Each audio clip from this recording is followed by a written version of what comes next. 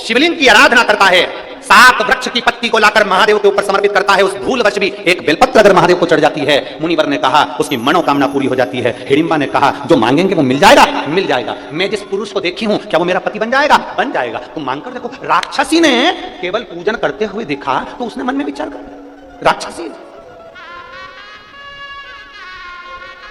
आपको अगर शंकर के मंदिर में जाता हुआ कोई देखे और मंदिर जाना चालू कर दे, समझ ले उसका कल्याण होने वाला है। आप शंकर की कथा में जा रहे हैं और कथा में जाते हुए, शिव महापुराण के महात्मा में लिखा है, जब कोई नारी, पुरुष, बच्चा, बूढ़ा कोई भी शिव पुराण की कथा सुनकर जब अपने गांव में जाता है तो गांव में जो उस मनुष्य का, उस पुरुष का मात्र दर्शन कर लेते हैं तो उनके पितृ भी पार उतर जाते हैं। इतना वर्णन शिव पुराण में लिखा है।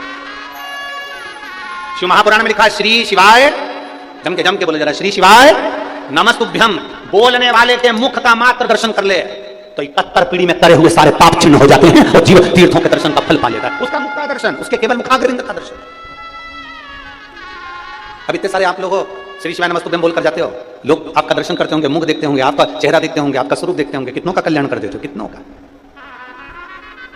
महाराज तो इसीलिए आप लोगों से कहते हैं, हम प्रार्थना करते हैं भाव की निर्मलता से परमात्मा की प्राप्ति।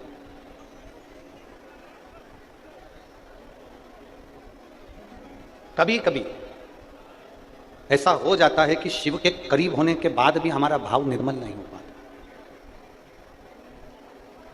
एक बार भगवान शिव विराजमान थे, पार्वती जी ने आकर उनके नेत्रों को बंद करा। पार्वती जी ने जैसे ही नेत्रों को बंद करा तो एक अश्रु की बूंद गिर गई, जिससे एक बच्चे ने जन्म ले लिया जिसका नाम अंधकासुर था।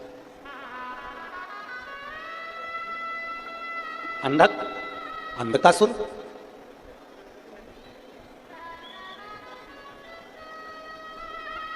छोटा सा बच्चा माता पार्वती जी ने गोदी में उठा लिया। शंकर भगवान ने पूछा पार्वती ये कौन है? पार्वती जी कहती है मैंने जब आपके नेत्र बंद करे तो ये बच्चे ने जन्म लिया आपके आंसू से, आपके अश्रु से।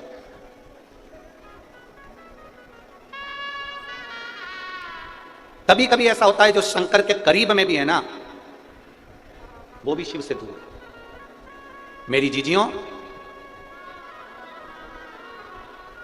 कुछ बातें ऐसी होती है जो हम व्यासपीठ पर भी लेकर नहीं आते। फिर कुंड लगा लिया, तिलक लगा लिया, भगवान की आरती पूजन भी कर रहे हैं, आराधना भी कर रहे हैं, पर विश्वास परमात्मा के चरणों के प्रति जागृत नहीं हुआ। एक छोटा सा बच्चा, एक लड़का जो जन्म से ही नहीं बोलता, जन्म से ही नहीं सुनता, देखिए उसका पत्र है,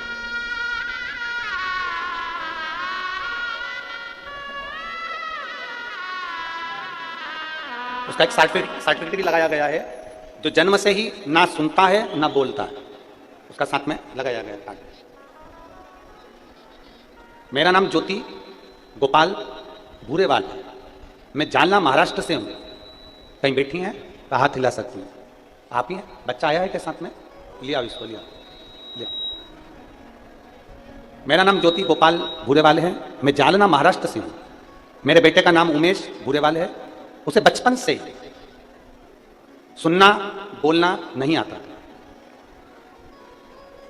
जब से हमने भगवान देवादिदेव महादेव की शिव महापुराण की कथा सुनना प्रारंभ करी, बेटे को एक बार कान में मशीन भी फिट करवाई तो भी वो सुन नहीं पाता था, बोल नहीं पाता था। बचपन से ही उसका यह क्रम था।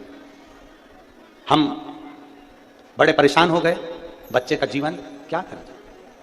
एक महिला को मंदिर जाते हुए देखा तो हमने उनसे पूछा आप कहां जाती हो रोज जल लेकर? तो कहीं शिव जी के मंदिर।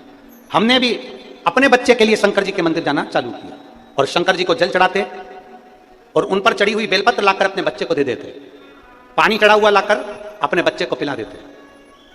गुरुदेव, जिस बच्चे के लिए डॉक्टर ने भी प्रमाण दे दिया बोल नहीं सकता, सुन नहीं सकता, आज मैं बाबा के सामने छाती ठोक कर कह सकता हूं कि मेरा बच्चा शिवजी पे चढ़े हुए जल को और बेलपत्र से सुनना भी चालू करा और बोलना भी चालू करा। अब मेरा बच्चा धीरे धीरे थोड़ा थोड़ा बोलना भी चालू कर दिया और सुनना।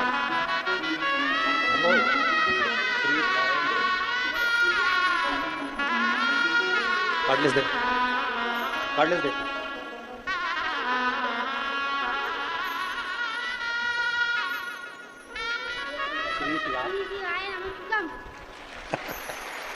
एक बार वापिस आवाज तेज करो इसकी, फिर बोलो।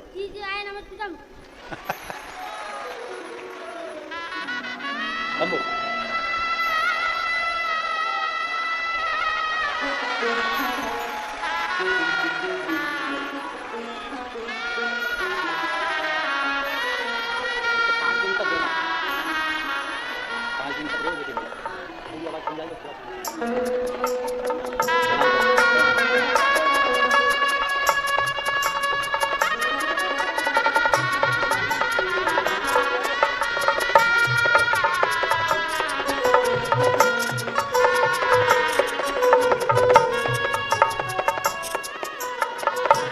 लुटा दिया भंडार काशी वाले ने कर दिया माल काशी वाले ने।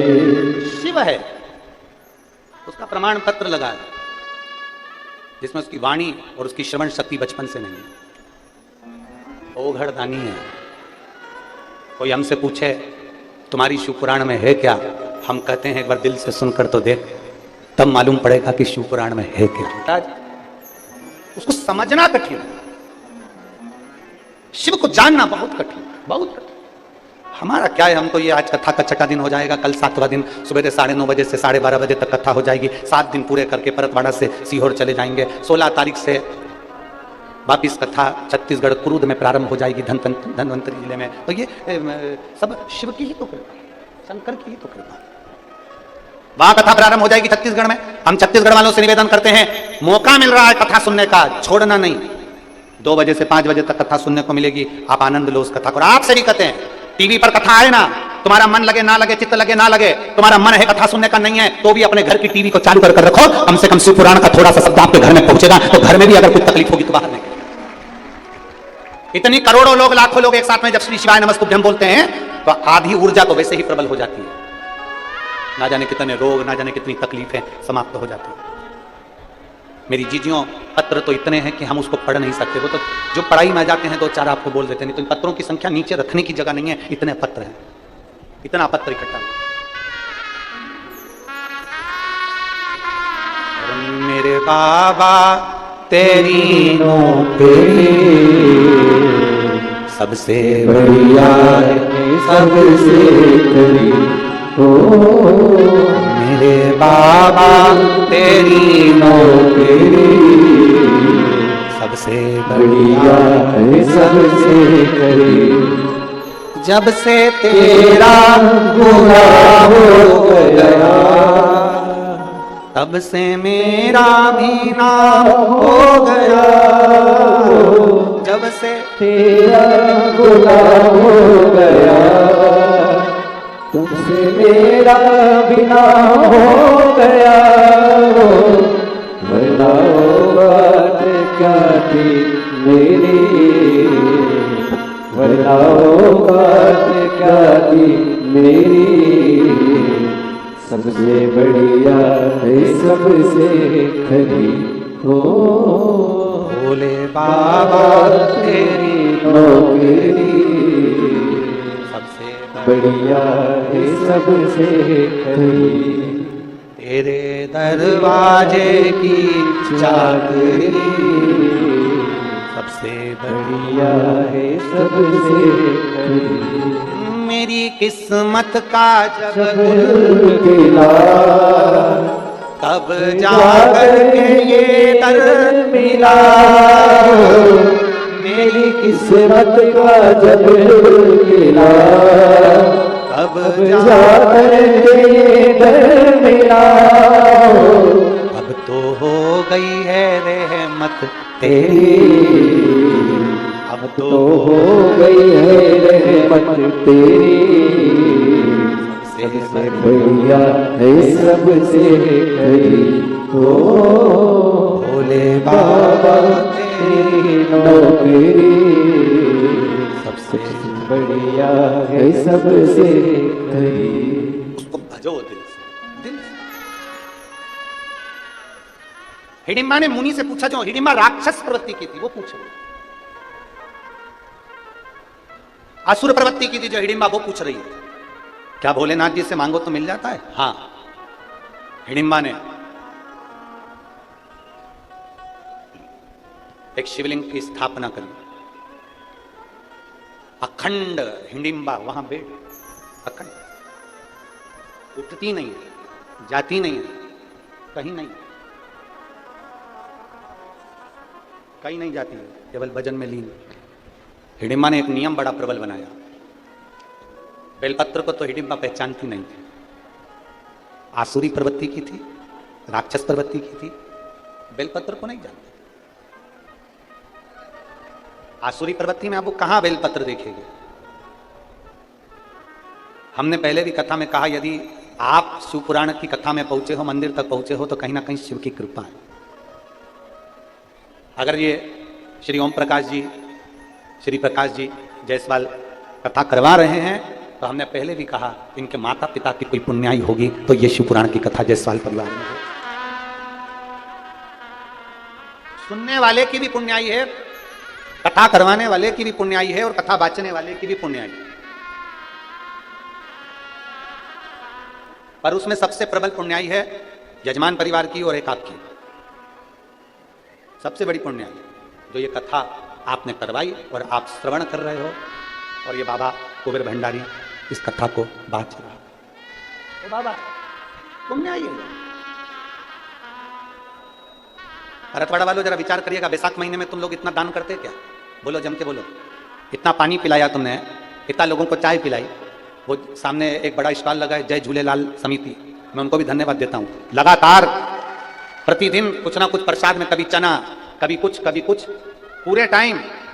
ऐसा नहीं कि खत्म हो जाए, उन्हें हलवाई में ही रख रखा है, बनाते जा रहा है, लगाते जा रहा है। हम रास्ते से जाते हैं, बीच में जगह जगह पर कोई ने शरबत का स्टॉल लगा रखा है, कोई ने पानी का स्टॉल लगा रखा है। और ऐसे कई भगत हैं जिनका तो नाम हमको आता भी नहीं है, हम तो बस गाड़ी से निकलते हैं तो देख लेते हैं, तो ध्यान में आ जाता है तो बोल लेते हैं। ऐसे बहुत भगत है। आप में कई माता ऐसी हैं, ऐसा एल्युमिनियम का इतना बड़ा डब्बा, उसमें भर के लिया पोहा, उपमा, खिचड़ी, और अपने पास में लेके बैठ गई। जो आसपास की माता है उनको धीरे धीरे कथा भी सुनती जा रही और निकाल निकाल के देती जा रही। धन्य है मेरी भरतवाड़ा की जीजियों, मैं आपको नमन करता हूं, प्रणाम करता हूं। और ये खाली नहीं रहेगा तुम्हारा, जो तुमने जो भंडार लुटाया है ना, लोगों को जो खिलाया है, लोगों को जो दिया है ना, ये खाली नहीं रहेगा, ये खाली नहीं रहेगा। हमारे बीच में माननीय विधायक श्री रवि जी राणा जी पधारे हैं, जिन्होंने अमरावती में बहुत सुंदर शिव महापुराण कथा का वाचन करवाया और जनमानस में एक प्रेरणा दी है। आपका दिया गया, आपका खिलाया गया खाली नहीं जाने वाला, ये पुण्य आपके साथ में, ये पुण्य आपका है। हिडिंबा बैठ गई और हिडिंबा बैठकर भगवान शंकर के ऊपर, बेलपत्र तो जानती नहीं थी, पत्तियां तोड़कर लिया थी पेड़ पौधों की, वृक्षों की, और वो शिव जी पे चढ़ा देती।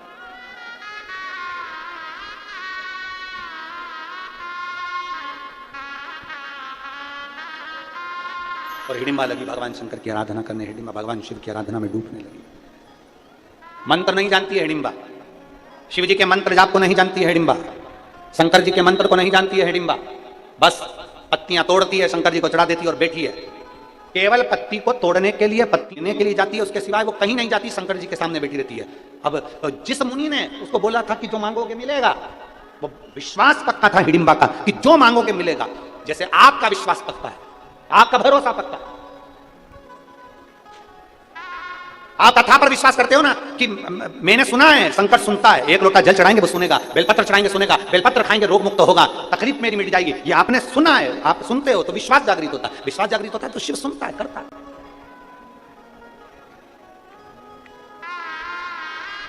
एक माँ ने तो अपने बच्चे का पत्र तो लिखा ही है, साथ में फोटो भी लगा के भेजा और बाकायदा फ्रेम में मड़वा के भेजा, और लिखा है बड़े मिश्रा जी और छोटे मिश्रा,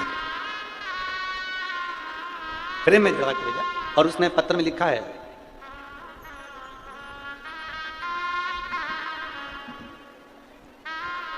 मेरे 4 बच्चे, चारों बच्चों की शादी मैंने एक ही मंडप में करी है, तो लोग कहते थे तेरे यहाँ औलाद नहीं होगी, तेरी बच्चियों के घर संतान नहीं होगी, और वास्तवता थी कि बच्ची के घर में औलाद नहीं हो रही थी।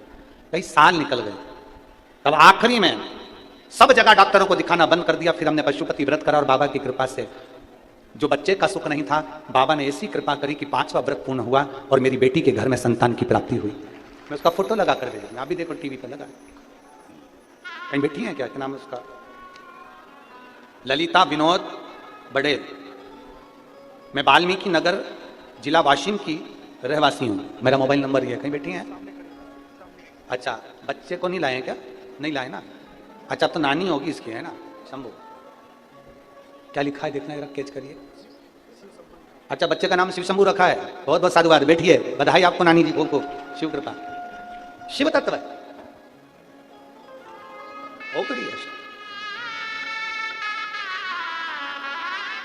आप करो दिल से आराधना, आप करो दिल से पूजन, वो सुनेगा। वो महादेव है। हिडिंबा बैठ गई, पत्तियां तोड़कर लाती बैठ जाती, शंकर जी पे समर्पित कर देती। भगवान भोलेनाथ ने ये नहीं देखा कि तूने क्या चढ़ाया। भोलेनाथ जी ने ये नहीं देखा कि तेरा वस्त्र कौन सा है। भोलेनाथ जी ने ये नहीं देखा कि पकवान क्या लाया है। भगवान को कितने भोग लगते हैं? अरे जम के तो बोलो। लोग लिखते हैं 56 भोग लगते हैं। कितने भोग लगते हैं? महादेव को नहीं, मेरे ठाकुर जी को, मेरे राम जी को, मेरे नारायण को, मेरे गणेश जी को, सबको कितने भोग लगते हैं? 56 भोग। शिव महापुराण की कथा में बाबा देवादिदेव महादेव माता पार्वती जी को बड़ा सुंदर एक उपदेश दे रहा है। देवादिदेव महादेव माता पार्वती जी को उपदेश दे रहा है। उस उपदेश में माता पार्वती जी से कहते हैं, पार्वती सुन, जैसे देवताओं को भोग लगते हैं ढेर सारे, उसी तरह मनुष्य को भी भोग भोगना पड़ते हैं ढेर सारे। इस मानव शरीर को भी भोग भोगना पड़ते हैं। कई दुख जिंदगी में आते जाते हैं, भोगना। परंतु शंकर जी कहते हैं, पार्वती, उन भोग भोगने में भी जो मुझे याद रख लेता है, मैं उसके दुख को समाप्त करता हूं, उसके दुख को। तो कहे,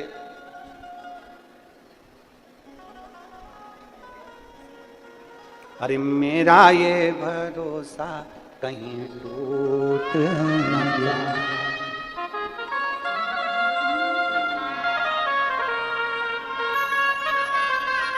था भीम मिला और पति के रूप में।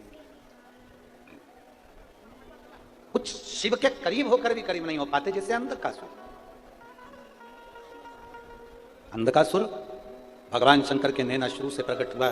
पार्वती जी कहती है मेरा पुत्र है, शंकर जी कहते हैं इसको पानी में फेंक दे समुद्र के अंदर, ये तेरा पुत्र नहीं है। नेत्र बंद करने के बाद प्रकट हुआ है, फेंक दे, फेंक। अंधकासुर को हिरण्याक्ष ने पाला। हिरण्याक्ष को बराह भगवान ने मार दिया। बालक अंधकासुर बड़ा हो गया, सत्ता स्थापित हो गई।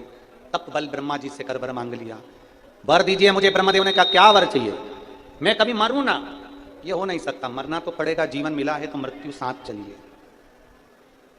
मरना तो पड़ेगा। तो मुझे वर दीजिए, यदि मैं मरूं तो मैंने अगर अपनी माता को गलत दृष्टि से देखा हो तो मरूं। क्योंकि अंधकासुर को यह मालूम था कि मेरा जन्म माता के गर्भ से नहीं हुआ है। अंधकासुर को यह मालूम था कि मेरे कोई माता पिता नहीं है। अंधकासुर को यह मालूम था मेरी कोई माता है ही नहीं। और उसको यह नहीं मालूम था कि पार्वती ने तुझे गोदी में लिया था तो मातृत्व भाव से लिया था, तो उनका पुत्र कहलाया। ब्रह्मा जी ने वर दे दिया। सब दूर बात पहुंची कि अंधकासुर को शादी करना है, कोई अच्छी लड़की देखिएगा।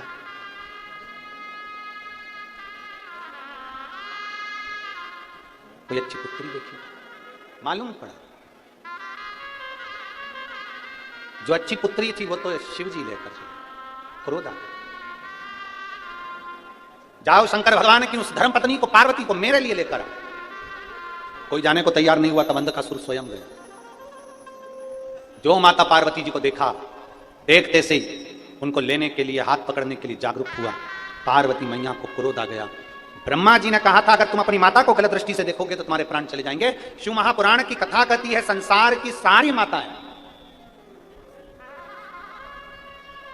जब कोई पुरुष पर नारी को गलत भाव से देखता है तो वो अपने पूरे कुल को डुबो देता है। जैसे लंकाधिपति रावण ने माता जानकी को गलत भाव से देख लिया था, पूरा कुल डूब गया था, पूरा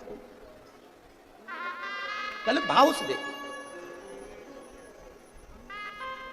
ये जो नेत्र है ना, ये इनको बड़ा रोग लगा है, बहुत बहुत भयंकर रोग है इन नेत्रों को।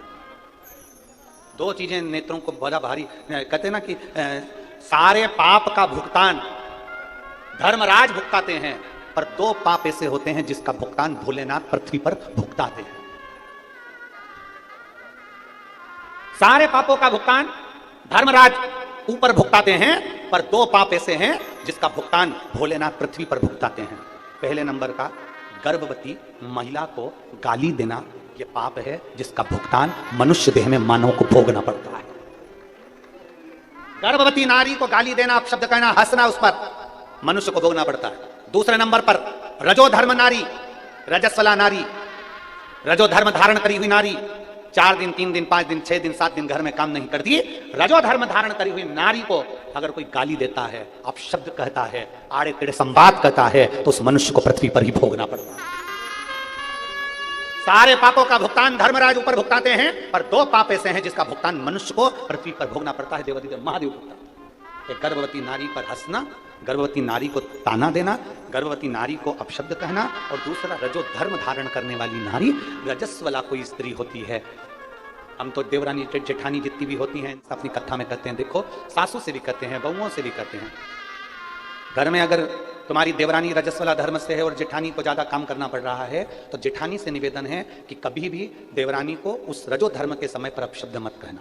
जेठानी रजो धर्म से है और देवरानी को ज्यादा काम करना पड़ रहा है, तो देवरानी से निवेदन है कि जेठानी को अपशब्द ना कहे। ननंद रजो धर्म से है और भाभी को काम करना पड़ रहा है, या भाभी रजो धर्म से ननंद को काम करना पड़ रहा है, तो अपशब्द ना कहना, क्योंकि ये कुछ दिन ऐसे होते हैं जिन दिनों में स्वयं कालाधिपति इसकी गणना करता है। इसलिए निवेदन है कि किसी भी रजो धर्म वाली स्त्री, देखिए रजो धर्म के समय पर माता द्रौपदी का केश पकड़कर खींचकर दुशासन लेकर आया था, जिसका भोग पूरे कौरवों को भोगना पड़ा था। और पूरे कौरवों को क्या, उस सभा में जितने बैठे थे, चाहे भीष्म पितामह बैठे हों, चाहे गुरु द्रोणाचार्य बैठे हों, चाहे धृतराष्ट्र बैठे हों, चाहे गांधारी बैठी हो, सबको भोगना पड़ा। ये पाप कर्म का भोग, 2 पाप, इनसे दूरी। कोई गर्भवती नारी है, ठीक है, उसको कष्ट है, ठीक है, वो अपना कष्ट कैसे सह रही है वो जानती है। उत्तरा का जब गर्भ जलने लगा, तब भगवान नारायण, भगवान कृष्ण उसके गर्भ में पहुंचे और गर्भ में परीक्षा करी थी, तो परीक्षित नाम हुआ था। भगवान कृष्ण ने कहा था, जिस नारी का गर्भ रहता उसकी रक्षा के लिए मैं उसके गर्भ में विराजमान रहता हूं। और गर्भवती नारी के ऊपर उपहास करना, या हंस देना, या गाली दे देना, या अपशब्द कर देना, कमेंट्स कर देना, ताने दे देना, आड़ा टेढ़ा बना, शिवपुराण के 3 नहीं। अपशब्द ना कर, किसी को आड़ा टेढ़ा ना कर, किसी के लिए कोई कमेंट्स नहीं, कोई। जहां आपको लगता है ना कि ये फालतू की बात चल रही है, तो उस समय पर नो कमेंट्स, कोई कमेंट्स नहीं, कोई प्रत्युत्तर नहीं, कुछ नहीं, चुप, मौन हो जाओ, मौन। ये दुनिया का वो आभूषण है मौन, चुप रहना ही आनंद है, मौन हो जाए।